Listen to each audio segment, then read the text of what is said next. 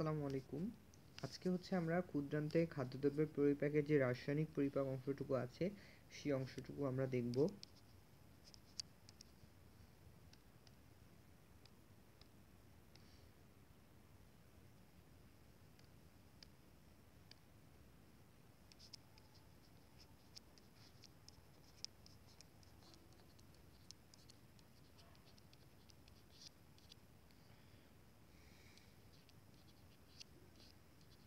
দ্রব্যের যে রাসায়নিক পরিপাক সেই অংশটুকু আজকে আমরা দেখব। হ্যাঁ, তো প্রথমত আমরা একটু সামারি করে নিই একটু ইন শর্টে।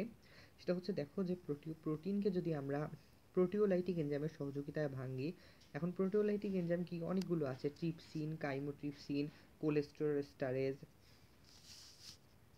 এগুলাকে বলা হচ্ছে তোমার প্রোটিওলাইটিক এনজাইম। হ্যাঁ, তারপর হচ্ছে তোমার মনে করো যে কোলেস্টেরোস্টারেজ, লেসিথিনেজ, এগুলা বিভিন্ন রকম। আমি এগুলো যদিও শর্করা পরিপাককারী এনজাইম কিন্তু বিভিন্ন রকম ট্রিপসিন, কাইমোট্রিপসিন, অ্যামাইনোপেপটাইডেজ, ট্রাইপেপটাইডেজ, বিভিন্ন সহযোগিতায় আমরা হচ্ছে আমিষ জাতীয় খাদ্যকে ভেঙে কিসে রূপান্তর করবো বলো তো? পলিপেপটাইড রূপান্তর করবো। লাস্টে হচ্ছে মানে প্রথমে ইনিশিয়ালি হচ্ছে মানে ট্রিপসিনের সহযোগিতায় ভেঙে পলিপেপটাইড রূপান্তর করবো। সেইখান থেকে হচ্ছে আমরা আমাদের বিভিন্ন এনজাইম যেমন ট্রিপসিন, কাইমোট্রিপসিন, অ্যামাইনোপেপটাইডেজ, তারপর ট্রাইপেপটাইডেজ, ডাইপেপটাইডেজ, এগুলোর সহযোগিতায় আমরা হচ্ছে অ্যামাইনো অ্যাসিডে ভাঙিয়ে ফেলবো। এর পরবর্তীতে দেখো লিপিডকে আমরা ভাঙবো হচ্ছে লাইপোলাইটিক এনজাইমের সহযোগিতায়। লাইপোলাইটিক এনজাইমের সহযোগিতায় ভেঙে আমি তাদের মধ্যে পাবো হচ্ছে ফ্যাটি অ্যাসিড এবং গ্লিসারল। এবং সর্বশেষ হচ্ছে আমরা শর্করা জাতীয় পদার্থকে বা শর্করা জাতীয় খাদ্যকে অ্যামাইলেজ এনজাইমের সহযোগিতায় ভেঙে পাবো, ফাইনাল ডেস্টিনেশন হবে গ্লুকোজ।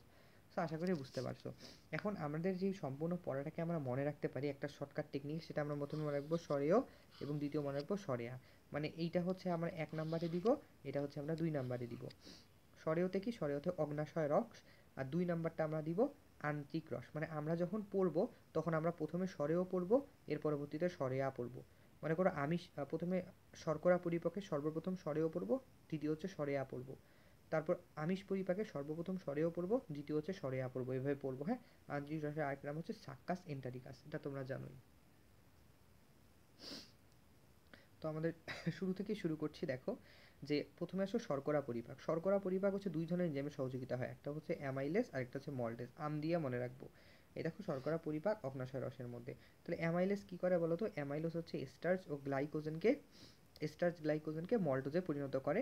মানে প্রথমে হচ্ছে আমাদের মনে করো যে স্টার্চ জাতীয় যেই খাদ্যদ্রব্যগুলো রয়েছে সেগুলো হচ্ছে প্রথমে মল্টোজের সহযোগিতায় ভেঙে, হ্যাঁ সরি, সেগুলো হচ্ছে অ্যামাইলেজের সহযোগিতায় ভেঙে, অ্যামাইলেজ আমি শুরুতেই কিন্তু বলছিলাম, অ্যামাইলেজের সহযোগিতায় ভেঙে হচ্ছে মল্টোজে পরিণত হয়। তারপর হচ্ছে মল্টোজ থেকে হচ্ছে আমাদের এই মানে মল্টোজে পরিণত হয়। তারপর পরবর্তীতে এই মল্টোজ থেকে হচ্ছে আমাদের এই দেখো যে এই মল্টেজ এনজাইমের সহযোগিতায় ভেঙে হচ্ছে গ্লুকোজে পরিণত হয়ে যায়। ঠিক আছে, আশা করি বুঝতে পারছো। সো প্রথমে কি, প্রথমে হচ্ছে মল্টেজ হয়, মল্টেজের সহযোগিতায় মল্টোজ হয়, মল্টোজ থেকে হচ্ছে মল্টেজ এনজাইমের সহযোগিতায় লাস্টে ফাইনাল ডেস্টিনেশন গ্লুকোজ হয়। সো এটা গেল অগ্নাশয় পরিপাক, এবার তোমরা সহজে মনে রাখতে পারো।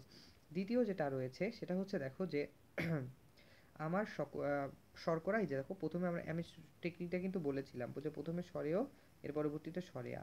তার মানে এই যে সরেওতে কি পড়লাম বলো তো? অগ্নাশয় রস পড়লাম। দ্বিতীয়ত দেখো সরেয়ার মধ্যে আমি আন্ত্রিক রস পড়বো, এই যে আন্ত্রিক রস। আন্ত্রিক রসে আমরা কি কি পড়বো দেখো, আমরা এখানে টেকনিকটা দিয়েছি আমার সকল লুক মোটা। তাহলে আমার থেকে মনে রাখবা যে আ থেকে আন্ত্রিক অ্যামাইলেজ, ম থেকে হচ্ছে আমার, আমার ম থেকে মনে রাখবা আইসোমল্টেজ। তারপর সকল লুক থেকে মনে রাখবা সুক্রেজ, লুক থেকে মনে রাখবা ল্যাকটেজ। আমার সকল লুক মোটা, মানে মনে করো আমাকে দেখতে একটু মোটা মোটা লাগে, তাই লিখেছি আমার সকল লুক মোটা। মোটা থেকে মনে রাখবা যে হচ্ছে তোমার মল্টেজ। ঠিক আছে, মোটা থেকে মনে রাখবা মল্টেজ। ঠিক আছে, ওকে, মোটা থেকে মনে রাখবা মল্টেজ। সো এখন আমরা একটু দেখি, দেখো আমার সকল লুক মোটা। তো এখানে কি হয়, প্রথমে দেখো যে আন্ত্রিক অ্যামাইলেজ কি করে বলতো? স্টার যে বড় বড় যে পদার্থগুলো মানে স্টার্চ, ডেক্সট্রিন, এগুলাকে পানির সাহায্যে হচ্ছে আমাদের হাইড্রোলাইসিসের মাধ্যমে মল্টোজ, মল্টোট্রায়োজ, ক্ষুদ্র ডেক্সট্রিন এগুলাতে রূপান্তর করে। তারপর তৃতীয়ত আসো আইসোমল্টোজ। আইসোমল্টোজ যেটা নাম থেকেই দেখো আইসোমল্টোজ, আইসোমল্টেজ আমরা জানি এনজাইমের নামের শেষে কিন্তু কি থাকে বলো তো? এস থাকে, তাই না? এই দেখো আইসোমল্টেজ, এগুলা বুঝবে কি মল্টোজ এবং গ্লুকোজে পরিণত করে। অর্থাৎ যখন মলটা থাকবে, মল্টেজ যখন বা মল্টোজ যখন থাকবে তখন সেখানে অতিরিক্ত মল্টোজ এবং তার সাথে একটা মনোস্যাকারাইড গ্লুকোজ যুক্ত থাকবে। ঠিক আছে, এর পরবর্তী দেখো যে মল্টোজ মল্টোজ থেকে আগের মতোই দেখো যে মল্টেজ এনজাইমের সহযোগিতায় একটা মল্টোজ গ্লুকোজ, অর্থাৎ যখন আমাদের মল্টেজ কথাটা উল্লেখ থাকবে তখন সেখানে একটা মল্টোজ থাকবেই। যেমন এখানে আইসোমল্টোজ, এখানে কিন্তু একটা মল্টোজ ছিল, আবার দেখো এখানে মল্টোজ, এখানেও কিন্তু একটা মল্টোজ ছিল, এবং তার সাথে সাথে একটা মনোস্যাকারাইড গ্লুকোজ তো সব জায়গায় কমন, এখানেও গ্লুকোজ কমন, এখানেও গ্লুকোজ কমন, সেইভাবে কিন্তু শর্টকাট দিয়ে মনে রাখবা। এরপর দেখো সুক্রোজ, আমরা জানি যে সুক্রোজ কিন্তু আমার একটা ডাইস্যাকারাইড, এরা টেম্পারেচার কত, সুক্রোজের টেম্পারেচারটা একটু পড়তে পারো, এটা কোষ রসায়ন আছে 188 ডিগ্রি সেলসিয়াস। আর রাইবোজেরটা হচ্ছে মনে রাখবা, রাইবোজের টেম্পারেচারটা মনে রাখবা যে 95 ডিগ্রি সেলসিয়াস টেম্পারেচার, ঠিক আছে। এবং সুক্রোজ কিন্তু আমাদের একটা মানে কি বলা হয় এটাকে, অবিজারক শর্করা, তাই না? এটা কিন্তু নন রিডিউসিং সুগার বলা হয় এটাকে। সুক্রোজকে আমাদের কি বলা হয় বলো তো? সুক্রোজকে বলা হয় হচ্ছে আমাদের নন রিডিউসিং সুগার, হ্যাঁ, নন রিডিউসিং, কথাগুলো একবার লিখে দিচ্ছি, ঠিক আছে? তাহলে গ্লুকোজ এবং ফ্রুক্টোজ, আমরা জানি সুক্রোজ ডাইস্যাকারাইড, এখানে বাংলা হচ্ছে গ্লুকোজ আর ফ্রুক্টোজ পাওয়া যায়। লাস্টে আছে ল্যাকটোজ, ল্যাকটেজ এনজাইম, ল্যাকটোজকে হচ্ছে ল্যাকটেজ এনজাইমের সহযোগিতায় ভেঙে হচ্ছে গ্লুকোজ এবং গ্যালাক্টোজ করে। আমরা জানি দুধের একটা মনোস্যাকারাইড কিন্তু গ্যালাক্টোজ, নাম থেকে দেখো ল্যাকটোজ গ্যালাক্টোজ নামে কিন্তু মিল আছে। তো এইভাবে কিন্তু আমরা খুব শর্টকাট দিয়ে মনে রাখতে পারি, ঠিক আছে। তাহলে আমি কি বললাম এখানে, আমার সকল লোক মোটা, এটা গেল শর্করা আমিষ। এখন আসে হচ্ছে আমাদের যে আমিষ পরিপাক, আমিষ পরিপাকের মধ্যে যেটা সবচেয়ে তোমাদের কঠিন লাগে সেটা আমরা কীভাবে মনে রাখবো? তো এখানে দেখো কয়েকটা এনজাইমের নাম আছে, এনজাইমগুলোর নাম আমরা আগে পড়ি, এটা আমি মনে একটু বারবার পড়বা তাহলে মনে থাকবে। আমি কেলাস কামাই করে টিপুর কারে রাধা দিতাম, ঠিক আছে।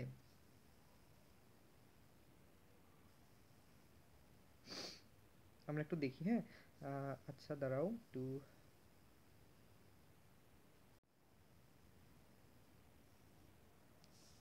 ওকে, সরি ফর দ্য ইন্টারাপশনস। তো আমরা একটু শুরু করি, দেখো যে আমি কেলাস কামাই করে টিপুর কারে টারা দিতাম, হ্যাঁ, এটা মনে রাখবা। তো আমি থেকে অ্যামিনো পেপটাইডেস, তারপর কেলাস থেকে হচ্ছে মনে রাখবা কোলাজিনেস, তারপর কামাই থেকে মনে রাখবা কাইমোট্রিপসিন, থেকে মনে রাখবা ইলাস্টেস, কোরে থেকে মনে রাখবা কার্বক্সি পেপটাইডেস, টিপু থেকে মনে রাখবা ট্রিপসিন, তারপর বা কারে থেকে মনে রাখবা কার্বক্সি পেপটাইডেস, টা থেকে মনে রাখবা টাইপেপটাইডেস, দা থেকে মনে রাখবা ডাইপেপটাইডেস। আর এখানে তো সবই বললাম। তো এটা আসলে কি, এটা আমি অনেকবার পড়ছি তো তাই আমি অনেক ফাস্ট আসলে বলতে পারতেছি। তোমরাও একবার একটু পড়বা, পড়লেই দেখবা যে তোমাদের অনেক ক্লিয়ার হয়ে যাবে, ঠিক আছে। তো এখন দেখো যে, এবং আরেকটা জিনিস আমরা বলি যে এখানে দুইটা এনজাইম নিষ্ক্রিয় রূপে ইয়া হয়, দুইটা এনজাইম নিষ্ক্রিয় রূপে হচ্ছে এখানে মানে খরিত হয়। যেমন এখানে হচ্ছে দেখো যে ট্রিপসিনোজেন, আমরা জানি শেষে হচ্ছে আমাদের মানে শেষে যদি, শুরুতে যদি আমাদের প্রো থাকে, দেখো শুরুতে যদি আমাদের প্রো থাকে, অথবা শেষে যদি আমাদের মনে করো যে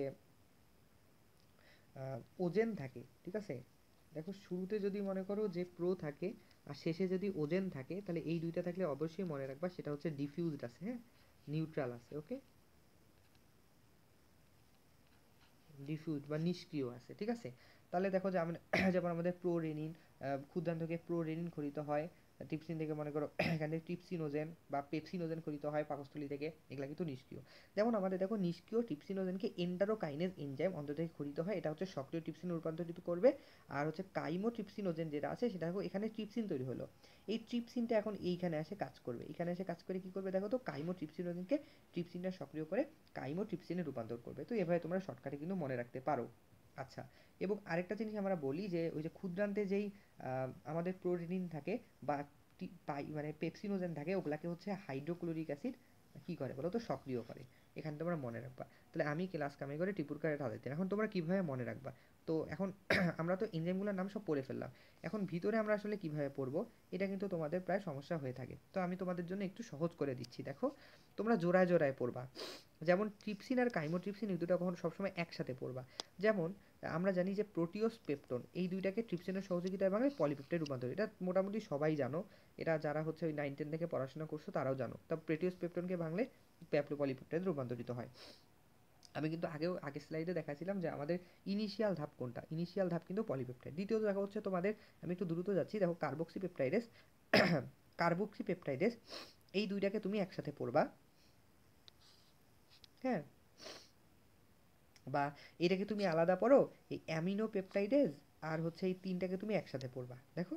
অথবা তুমি যে কোনো একটা কাজ করতে পারো, কার্বক্সি পেপটাইডেজ অ্যামিনো পেপটাইডেজকে একসাথে পড়তে পারো, অথবা অ্যামিনো পেপটাইডেজ ট্রাইপেপটাইডেজ ডাইপেপটাইডেজ একসাথে পড়তে পারো। তো আমি যেটা বলবো যে তোমাদের জন্য একটু সহজ করে দিই, জীবন সহজ করতে হবে।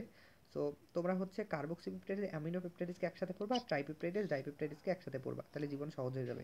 দেখো কার্বক্সিপেপটাইডেজ যেটা আছে সেটা হচ্ছে, দেখো কি বলো তো, পলিপেপটাইডকে হচ্ছে, পলিপেপটাইড যেটা আছে সেই পলিপেপটাইড কার্বক্সি নাম থেকেই দেখো কার্বক্সিপেপটাইডেজ কার্বক্সিপেপটাইডেজ, এটা কিসে করে বলো তো, এটাকে মনে করো ডাইপেপটাইডের অ্যামিনো অ্যাসিড রূপান্তর করে। এটাকে মনে রাখবা এরকম যে, দেখো এটাকে এভাবে মনে রাখবা যে এডিপি দিয়া,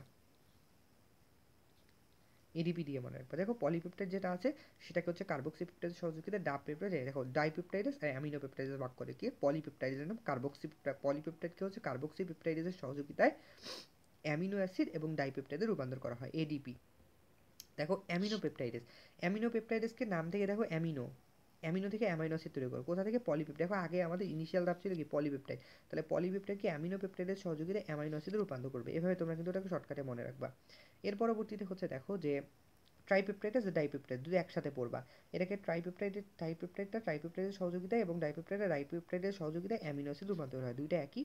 আর যে অ্যামিনোপেপটাইড মনে রাখবা পলিপেপটাইডকে অ্যামিনোপেপটাইড অ্যামাইনো অ্যাসিড রূপান্তর করে, আর এই দুইটাও দেখো এই দুইটাও কিন্তু অ্যামাইনো অ্যাসিড, জাস্ট আর ট্রাইপেপটাইডেজ এটা ট্রাইপেপটাইড ডাইপেপটাইডেজ শেষ।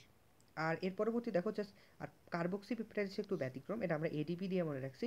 এটা কি করে বলো তো, কার্বক্সিপেপটাইডেস হচ্ছে আমাদের, কার্বক্সিপেপটাইডেস কি করে দেখো এরকম পলিপেপটাইড দুইটাই পলিপেপটাইড, দেখো আমরা কার্বক্সিপেপটাইড অ্যামিনোপেপটাইড এই দুইটা কিন্তু জোড়ায় জোড়ায় পড়বো, তাহলে কার্বক্সিপেপটাইডেস আর অ্যামিনোপেপটাইড দুইটাই হচ্ছে পলিপেপটাইডকে ভাগ করে এটাকে যা ডাইপেপটাইডে রূপান্তর করে, আর হচ্ছে ডাইপেপটাইড অ্যামিনো অ্যাসিড রূপান্তর করে, আর পলিপেপটাইড অ্যামিনোপেপটাইডের সহযোগিতায় নামের অনুসরণ করে অ্যামাইনো অ্যাসিডে রূপান্তর করে, আর ডাইপেপটাইড টাইপের শেষ।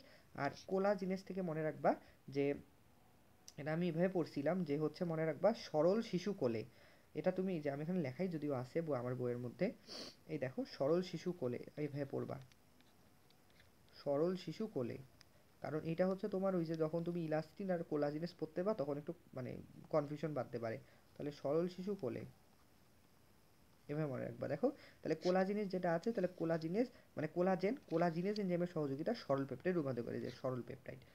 এরপরে পরটা আসি, দেখো পরেরটা হচ্ছে ইলাস্টেস, এই যে ইলাস্টেস পড়ছিলাম আমরা, দেখো ইলাস্টেস, তাই না, ইলাস্টেস পড়ছিলাম, তো এখানে দেখো ইলাস্টেস কি করে, ইলাস্টিন নাম থেকে অনুযায়ী এই যে পেপটাইড রূপান্তর করে।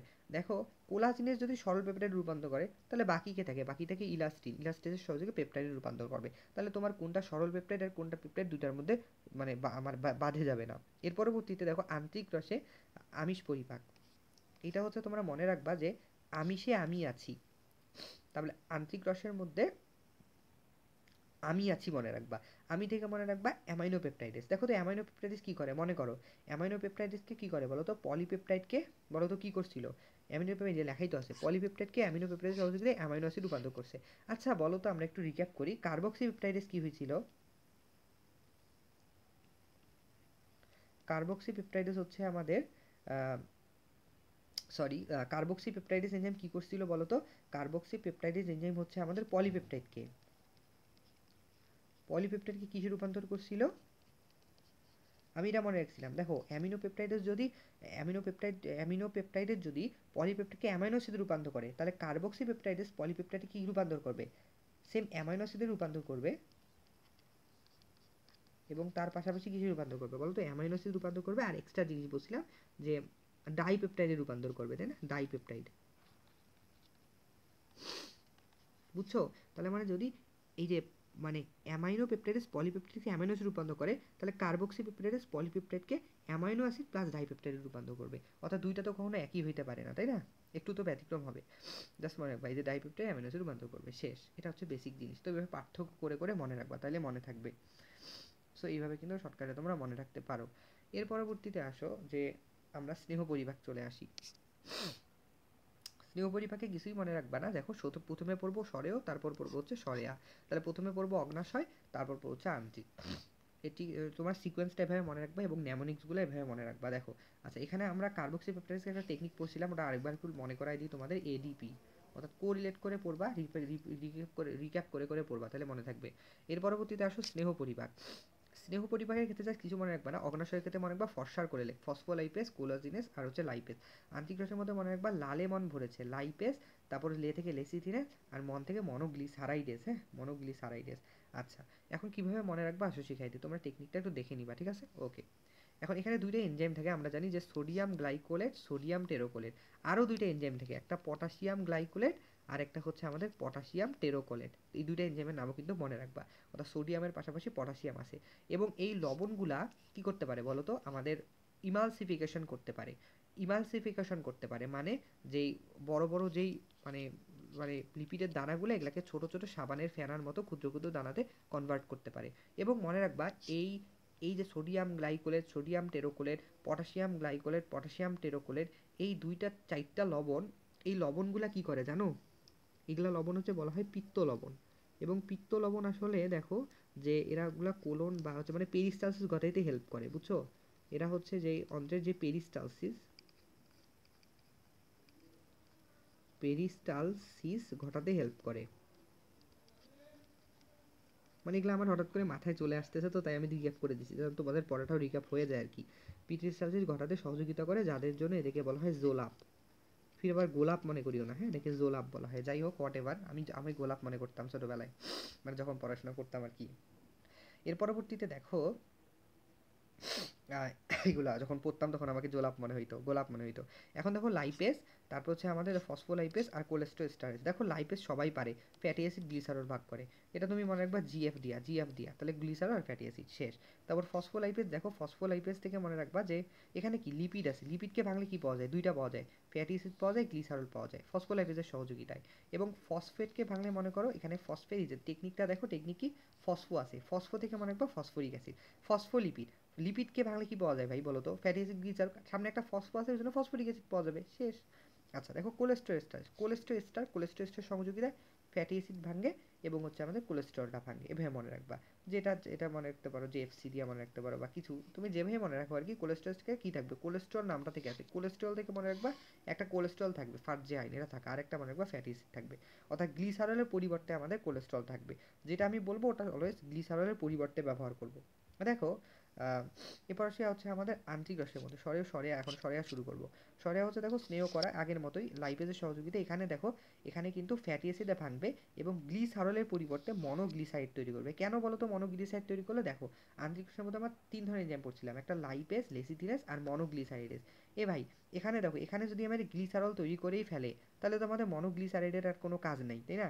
এই জন্য অলওয়েজ মনে রাখবা যে স্নেহকণাটা কিন্তু সম্পূর্ণ গ্লিসারলে ভাঙে যাবে না। এটা মনো এটা মনোগ্লিসারল, প্রথমে মনোগ্লিসারল হবে, ফ্যাটি অ্যাসিডে হবে।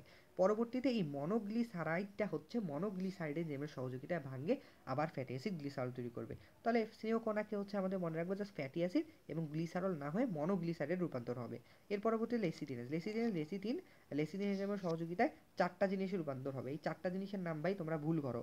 তো এখন চারটা জিনিস আমরা পড়বো, দেখো লাল টুকটুকে জিএফ ফসকে গেল। মনে করো আমরা মনে করো একটা লোকের একটা লাল টুকটুকে জিএফ ছিল, সো সে লাল টুকটুকে জিএফটা তার সাথে ব্রেকআপ হয়ে গেল, তো লাল টুকটুকে জিএফ ফসকে গেল। তো লাল থেকে মনে রাখবা কি বলো? লেসিথিনেস। টুকটুকে থেকে মনে রাখবা, আচ্ছা টুকটুকে তো দিয়ে কিছু হয় না, তো এখানে এভাবে মনে রাখবা যে লাল টুকটুকে জিএফ, তো লাল থেকে আমি এখানে বুঝাইতে চাইছি লেসিথিন, বুঝছো? তাহলে জিএফ থেকে মনে রাখবা যে গ্লিসারল, এফ থেকে মনে রাখবা ফ্যাটি অ্যাসিড, ফসফসকে গেল, তাহলে ফস থেকে মনে রাখবা ফসফরিক অ্যাসিড, আর কে থেকে মনে রাখবা হচ্ছে কোলিন। ঠিক আছে, খুবই সহজে আশা করি বুঝতে পারছো, শেষ। লাস্ট স্লাইড আজকে আমাদের পড়াশোনা, সেটা হলো মনোগ্লিসাইড। এই যে আমি বলছিলাম দেখো এখানে লাইভ স্নেহকণা মনোগ্লিসাইড এবং ফ্যাটি অ্যাসিডে রূপান্তর হচ্ছে। তাহলে এইখানে এসে কি হবে ভাই বলো তো? এখানে মনোগ্লিসাইডকে তো এখন ভাঙতে হবে, কারণ আমরা যদি কমপ্লিটলি এটাকে ফ্যাটি অ্যাসিড গ্লিসারাইড রিজলভ না করি তাহলে তো হবে না। এই জন্য মনোগ্লিসাইডকে মনে রাখবা মনোগ্লিসারাইডেজ এনজাইমের সহযোগিতায় ভাঙে ফ্যাটি অ্যাসিড এবং গ্লিসারল কনভার্ট করবে। সো এই হচ্ছে আজকে আমাদের স্লাইড। আশা করি তোমরা একটু স্লাইডটা খুব সুন্দর মতো বুঝতে পারছো। সো আজকে দ্যাটস অল ফর টুডে। আবার নতুন কোনো একটা এপিসোডে নতুন কোনো একটা পড়া নিয়ে দেখা হবে ইনশাআল্লাহ। সবাইকে ধন্যবাদ, আসসালামু আলাইকুম।